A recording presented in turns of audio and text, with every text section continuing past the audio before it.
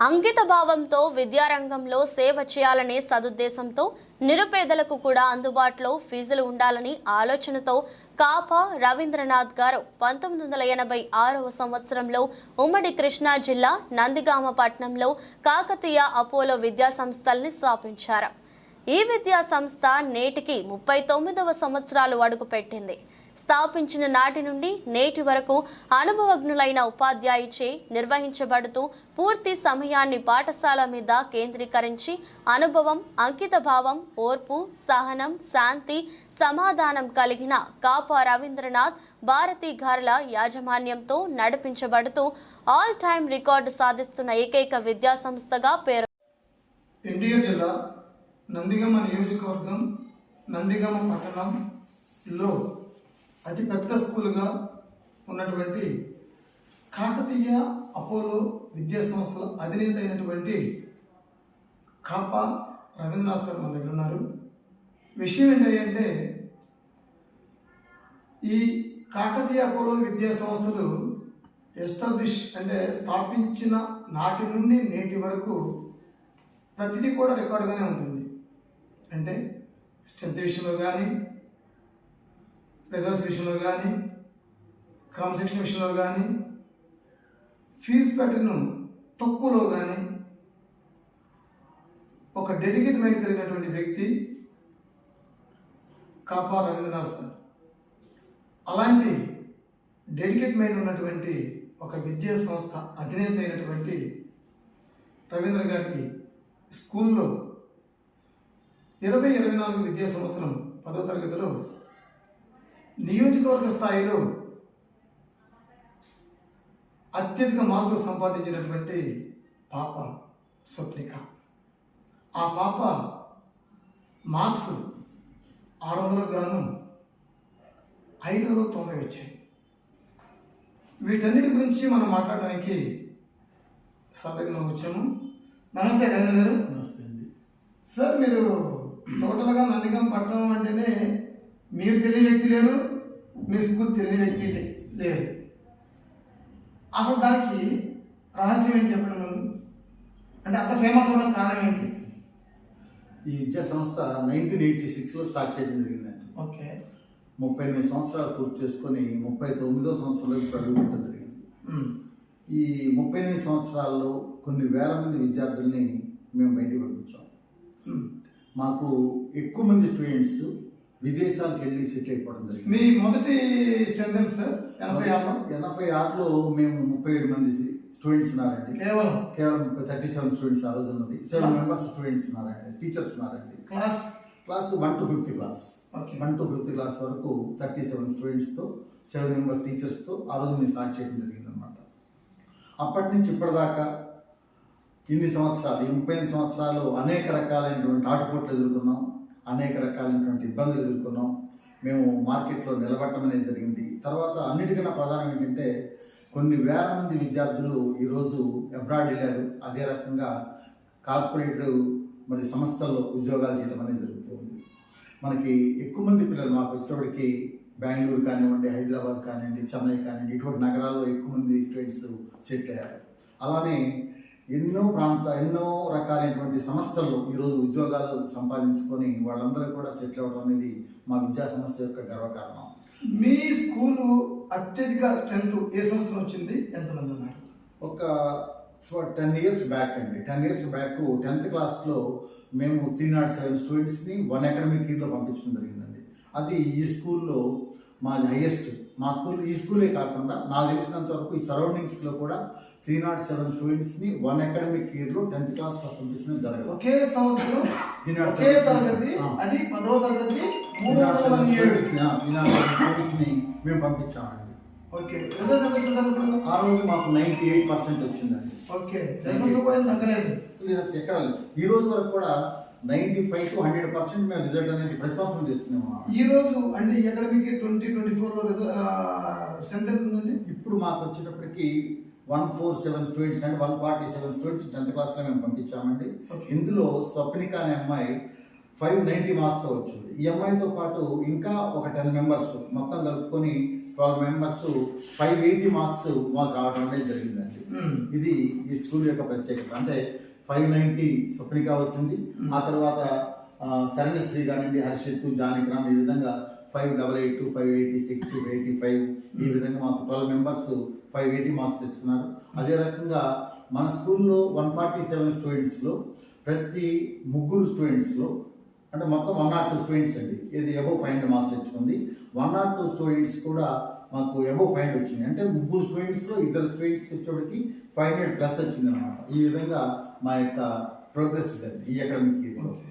అయితే చిన్న డౌట్, మీరు మంచి డెడికేట్తో చేస్తున్నారు, స్ట్రెంత్ కూడా బాగుంది. ఒకే విద్యా సంవత్సరంలో ఒకే తరగతి నుంచి 307 మందిని పంపించిన ఘనత మీకే దక్కిందంటే ఎటువంటి అతిశయోక్తి లేదు.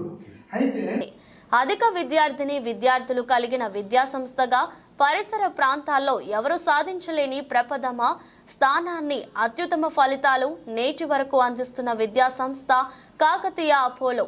గత 10 సంవత్సరాల క్రితం ఒకే సంవత్సరం ఒక్క 10వ తరగతిలోనే 307 మంది విద్యార్థులను పరీక్షకు పంపిన ఏకైక విద్యా సంస్థ కాకతీయ అపోలో. 2024 విద్యా సంవత్సరంలో 10వ తరగతిలో 590 మార్కులు సాధించి నియోజకవర్గ టాపర్గా నిలిచాము అని చెప్పడంలో ఎటువంటి అతిశయోక్తి లేదు. అయితే డిక్రీజ్ అవ్వడానికి ప్రధాన కారణం నాకు తెలిసి కార్పొరేట్ స్కూల్స్ అయి ఉండొచ్చు. మరి కార్పొరేట్ స్కూల్స్ అయ్యి ఉన్నప్పుడు ఆ స్ట్రెంత్ ఎలా డిక్రీజ్ అయిందో అలానే రిజల్ట్స్ కూడా డిక్రీజ్ అవ్వాలి కదా. అట్లా అవకాశం లేదండి. ఎందుకంటే దానికి రీజన్ ఏంటంటే ఈ సంవత్సరం ఇప్పటికి కూడా మాకు 1800+ ఉన్నారండి ఈ స్కూల్లో. అదే రకంగా సిబిఎస్ఈ స్కూల్లో కూడా కన్స్ట్రక్ట్ చేయడం జరిగిందండి ఒక 5 years బ్యాక్. ఇది ఇప్పుడు 6th yearలోకి వస్తుంది. ఆ స్కూల్లో కూడా దాదాపుగా 500 స్ట్రెంగ్త్ దాకా ఉండడం అనేది జరిగింది. ఆ రకంగా చూసుకున్నా కానీ ఇవాళ మాకు వచ్చేటికి ఇది ఒక 18, అది ఒక 2300 మాకున్నారండి. ఏదైనా సరే నేను అనేది ఆ 3000 కంటే తక్కువే. ఓకే. అయితే రిజల్ట్స్ మాత్రం పడలేదు. ఆ రహస్యం ఏమండి? దానికి ఒకటే అండి, ఎందుకంటే రిజల్ట్స్ తగ్గలేదు. రిజల్ట్ అంటే మా టీచర్స్ అందరూ డెడికేట్మెంట్ చేస్తారండి.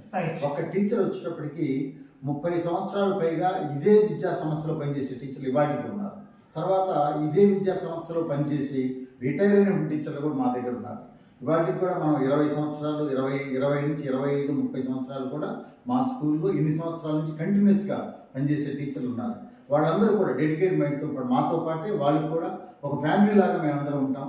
అదే రకంగా వర్క్ అనేది కూడా వాళ్ళ దగ్గర చేయటం వల్లనే ఈ విద్యా సంస్థ పేరెంట్స్ ఏదైతే యాస్పిరేషన్స్ పెంచుకోవడం జరిగిందో దాన్ని ఎక్కడా కూడా ఒమ్ము కాకుండా మేము చేయడం జరుగుతూ వచ్చిందండి. మీరు పూర్తి సమయాన్ని ఈ స్కూల్కి కేటాయిస్తారా, కొంత సమయాన్ని కేటాయిస్తారా? మాకు ఇతర వ్యాపకాలు ఏమీ లేదండి.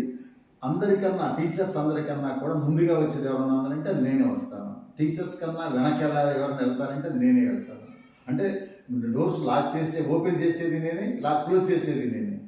ఆ రకంగానే మేము చేస్తూ ఉంటాం. అందుకని పేరెంట్స్కి ఎప్పుడు కూడా ఏ టైంలో వాళ్ళు వచ్చినా మేము అందుబాటులో ఉంటాం అనేది జరుగుతూ వచ్చింది. మీరు ఇంత డెడికేట్మెంట్ ఉన్న మీకు ఫీజు కట్టే విషయంలో పేరెంట్స్తో కొంచెం వివాదాలు రావచ్చు. అలానే పిల్లలకి సకాలంలో సక్రమైన పద్ధతుల్లో చెప్పని టీచర్స్ ఒకరు ఉంటే వారితో విభేదాలు రావచ్చు. ఇవన్నిటిని మీరు ఎలా సరి చేసుకుంటూ ఫీజు స్ట్రక్చర్ విషయంలో అండి ఇన్ని సంవత్సరాలు అయినా కానీ మా ఫీజు స్ట్రక్చర్ పేద విద్యార్థులకు అందుబాటులో ఉన్నాయి. ఒక విషయాలు లేదండి. ఇక్కడ మా దగ్గర ఉన్నటువంటి స్టూడెంట్స్లో ఎక్కువ మంది వ్యవసాయ ఆధారిత కుటుంబాల నుంచి మాత్రమే ఉన్నారు. ఓకే. హై స్కూల్ వాళ్ళు ప్రైమరీ సెక్షన్లోకి వచ్చేటప్పటికి ఎలా జరుగుతుందంటే అండి వాళ్ళు ఎక్కడెక్కడో చదివించుకుంటారు. అంటే విలేజెస్లో చదివించుకోవడం జరుగుతుంది. విలేజెస్లో చదివించుకున్న తర్వాత 10th క్లాస్కి వచ్చేటప్పుడు 8th class, 9th class, 10th క్లాస్లో మా దగ్గర తీసుకురావడం జరుగుతుంది. అంటే దానికి మా మీద ఒక నమ్మకం. ఈ విద్యా సంస్థలో జాయిన్ చేసినట్లయితే ఖచ్చితంగా 10th class student by 10th class pass అయ్యి బయటకు వెళ్తాడు, ఒక మంచి మార్కులతో పాస్ అవుతాడు. వాడికి ఒక క్రమశిక్షణతో కూడిన విద్య అనేది అందుతుందని ఒక నమ్మకం అనేది మేము పేరెంట్స్ కల్పిస్తున్నాం. అందువలనే ఎక్కువ మంది స్టూడెంట్స్ మాకు వాటికి ఈ రోజు కూడా 147 స్టూడెంట్స్ మేము పంపించామంటే నాకు తెలిసినంత వరకు ఈ ప్రాంతంలో ఏ ప్రైవేట్ స్కూల్ పంపించాలి ఆ నమ్మకం అనేది మాకు ఒకటి ఉందండి. అందువలనే ఆ పేరెంట్ ఆ నమ్మకంతోనే మా దగ్గర పంపించమని జరుగుతూ వచ్చింది. అంటే ఒకనొక రోజు 3000 స్ట్రెంత్ ఉన్నది రికార్డే. ఆ తర్వాత ఒకే విద్యా సంవత్సరంలో 10వ తరగతి నుంచి 307 మందిని పంపించడం రికార్డు. అలానే మీరు స్థాపించిన నాటి నుండి నేటి వరకు 90% పైనే వచ్చిన మాట వాస్తవమే. స్ట్రెంత్ తగ్గిందేమో కానీ రిజల్ట్స్ మాత్రం ఏమాత్రం తగ్గలేదు, ఛాన్స్ లేదు. అలాగనే టీచర్స్ తో కానీ పేరెంట్స్ తో కానీ భేదాభిప్రాయం ఉండదండి. ఏదన్నా ఉంటే ఒకటైతే రెండు మనం కలిస్తే వాళ్ళకి ఏదైనా ఇబ్బంది ఉంది అనుకోండి, మేము దాన్ని సాల్వ్ చేస్తాం. మా ఇబ్బందులు అనుకో వాళ్ళు సాల్వ్ చేయాల్సింది. అంతా మీ పేషెన్స్ కి రాసి ఇస్తారా? Dedicate mind. మనం ఏదైతే ఒక వృత్తిలోకి వచ్చామో ఆ వృత్తిలో ఉన్నన్ని రోజులు ఖచ్చితంగా పేరెంట్ ఏదైతే కోరుకున్నాడో దాని ప్రకారం మనం నడవాల్సిందే. పిల్లలకి మంచి విద్య అందించాలని ఒక తపన అనేది ఉండటం వల్లనే మనం ఇవాటి వరకు కూడా అదే రకంగా కంటిన్యూ చేస్తా వచ్చామండి. ఆటుపోటు సహజంగా ఎందుకంటే మన మైండ్ డెడికేట్ కాబట్టి మనం తగ్గించుకొని అలా పోతూ ఉంటాం అనేది మీ రహస్యం అంటారు. తర్వాత రెండోది ఏమైందంటే మనకి నందిగామ ప్రాంతం కానీ నందిగామ ప్రాంతాల నుంచి కానీ ఇదివరకు ఏమైందంటే విజయవాడ, గుంటూరు, అలానే వెయ్యూరు, గుడివాడ ఈ ప్రాంతాలకు వెళ్తూ ఉండేవాళ్ళు అండి. పేరెంట్స్ ఎక్కువ మంది వెళ్తూ ఉన్నారు. వాళ్ళందరూ కూడా వాళ్ళు అడిగారు, ఏమన్నా ఒక సిబిఎస్ఈ స్కూల్ కనుక కన్స్ట్రక్ట్ చేస్తే బాగుంటుందని ఆలోచన వాళ్ళు కలగడం జరిగింది. వాళ్ళు అడిగినప్పుడు మేము ఒక 3.5 acres ల్యాండ్ ఏం చేసామంటే సిబిఎస్ఈ స్కూల్ కూడా మేము కన్స్ట్రక్ట్ చేసామండి. దాన్ని మా బాబు కార్తికేయ తను ఏం చేసినంటే ఆ స్కూల్ మొత్తాన్ని కూడా తనే రన్ చేయడం అనేది రచ్చాది అనమాట. అంటే సిబిఎస్ఈ చేశాను, తనే చూసుకోవడం అనేది టోటల్ గా అంతా కూడా తనే చూడటం అనేది జరుగుతుంది. డిజిటల్ ఎడ్యుకేషన్ తర్వాత దాంట్లోకి వచ్చేవాడికి ఇది చదువుల తల్లి దరహాసం. ఇదే మీ పిల్లల భవితకు సంకేతం అనే నినాదంతో నందిగామ విద్యారంగ చరిత్రలో రికార్డు సృష్టిస్తూ గొప్పలు చెప్పుకోం, గొప్పగా నిలుస్తాం, అబద్ధాలు చెప్పం, అద్భుతాలు సాధిస్తాం, పల్లె పల్లెలో కాకతీయ కుసుమాలు, ప్రగతి పదంలో కాకతీయ విజయాలు వంటి అభ్యుదయ భావాలన్నటువంటి వ్యక్తి కాప రవీంద్రనాథ్ సార్ గారు. ఆయన యొక్క పేషెన్స్నే ఆయన అభివృద్ధికి దోహదపడడంలో ఎటువంటి అతిశయోక్తి లేదు. అలానే వారి చిరకాల వాంఛ నా విద్యార్థులు ఐఏఎస్ కానీ ఐపీఎస్ కానీ లేరు. అది నా విద్యా సంస్థలో కాకపోయినా నా కుమారుడు ద్వారా ఏర్పాటు చేసినటువంటి నందిగామలో ఏ విద్యా సంస్థ నుంచి వచ్చినా, అది కాకపోయినా ఏ విద్యా సంస్థ నుంచి వస్తే అది నందిగామ నుంచి వస్తే ఇంకా బాగుంటుందని చెప్పేసి కోరుకుంటున్నారు. ఆ వేరే విద్యా సంస్థ కాకుండా వారి బాబు విద్యా సంస్థ అయితేనే వారైతే ఇంకా బాగుంటుందని చెప్పేసి వారితో పాటు మన ఛానల్ వారు కోరుకుంటున్నారు.